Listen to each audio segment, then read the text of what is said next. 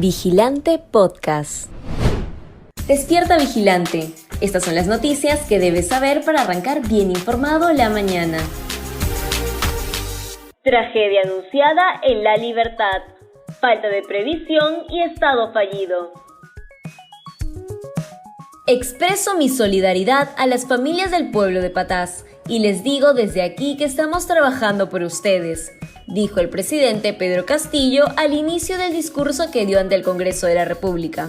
Se refería al deslizamiento de tierra y lodo que se registró este martes en la localidad de Retamás, en el distrito de Parcoy, provincia de Patás, La Libertad, debido a las intensas lluvias en la zona.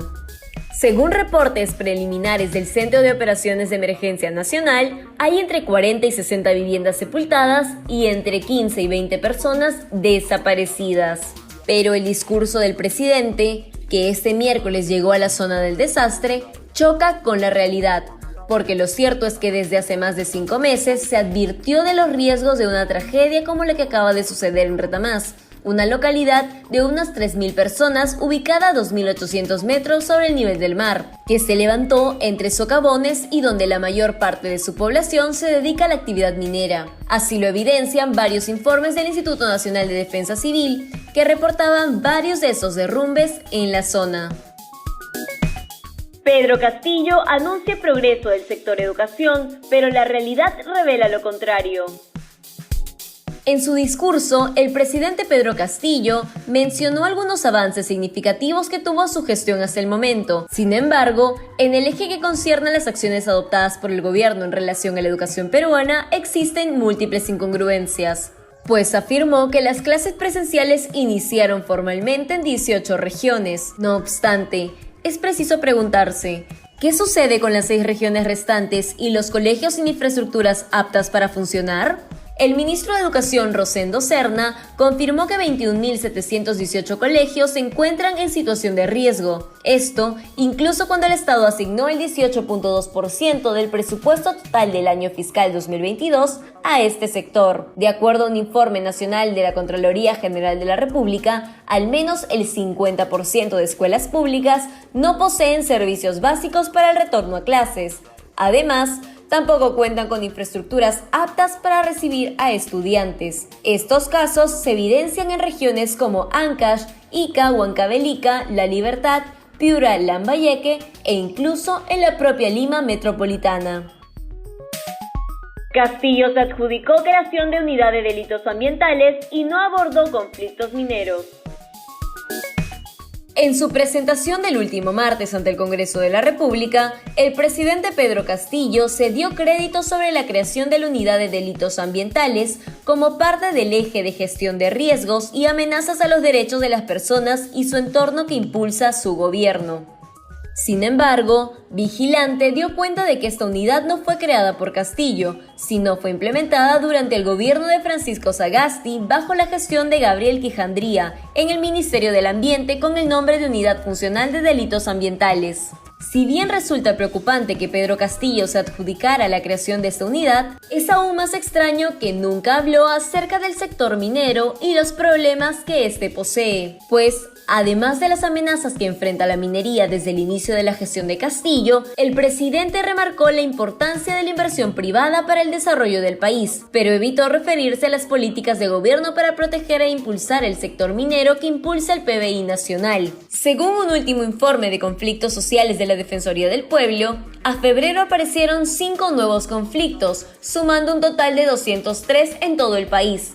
La mayoría de ellos se concentran en Loreto, Cusco y Ancash. El más reciente fue el corte del abastecimiento del agua al campamento minero Cuajone y el bloqueo de la vía férrea de Southern Perú, ubicado en Moquegua, lo que está provocando la pérdida de $4.8 millones diarios de cobre por exportación.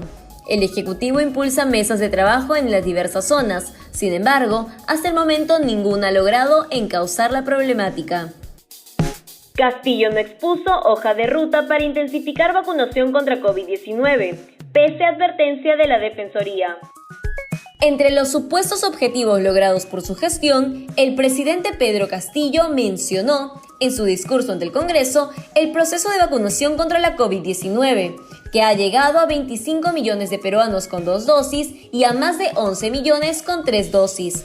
Agregó que en el caso de los menores de entre 5 y 17 años se ha avanzado casi 5 millones de inmunizaciones con 1 dosis y más de 3 millones con 2.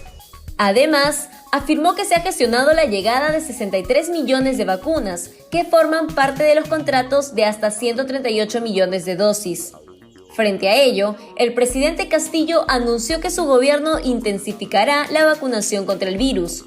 Sin embargo, el mandatario no explicó la hoja de ruta que implementará para lograrlo. En este contexto, la Defensoría del Pueblo advirtió sobre la grave disminución del ritmo de vacunación y que, sobre ello, el gobierno debe modificar su discurso triunfalista sobre la situación de la pandemia, debido a que perjudica seriamente el proceso de vacunación a nivel nacional. En esa línea, solicitaron que el gobierno informe la forma en la cual aplicará la tercera dosis a más de 13 millones de peruanos. Pedro Castillo recicla propuestas medioambientales. En el cuarto y último punto del eje de gestión eficiente de riesgos y amenazas a los derechos de las personas y su entorno del discurso del presidente Castillo en el Congreso, el primer mandatario habló sobre 2 proyectos de bionegocios que su gestión había puesto en marcha para reconocer el trabajo de conservación que vienen realizando los pueblos amazónicos. Si bien no existen mayores detalles sobre esas iniciativas, se conoce que ambos proyectos no solo fueron mencionados ante el hemiciclo por el presidente de la República, sino que el primer ministro también comentó sobre ellos el pasado 8 de marzo.